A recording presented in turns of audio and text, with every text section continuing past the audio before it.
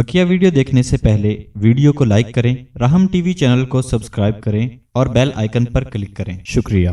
चुनांचे हदीस में आता है हज़रत मूसा अलैहिस्सलाम ने अल्लाह तबारक व तआला से दरख्वास्त की, ए रब्बे ज़ुल जलाल मुझे कोई ऐसा जिक्र बताइए जो किसी को ना बताया हो, ख़ास मेरा हो, और मैं उस जिक्र से आपको याद करूं।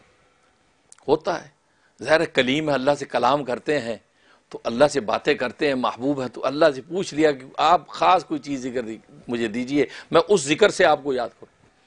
अल्लाह ने फरमाया तू ये पढ़ा कर, ला इलाहा इल्लल्लाह। तो मूसा अलैहिस्सलाम ने कहा रब्बे ज़ुल जलाल ये तो बहुत आम के सारे पढ़ते हैं, ये तो कलमा ईमान है, ये तो सभी पढ़ते हैं अल्लाह। हाँ मैंने तो आपको कहा मुझे कोई ख़ास जिक्र बताइए जो सिर्फ मेरे लिए ख़ास हो। उस पर अल्लाह तबारक व तआला ने फरमाया, ए मूसा ये वो कलमा है, ये कलमा ना हो तो कुछ भी ना हो। इस कलमे की बेस पर तो कायनात खड़ी है।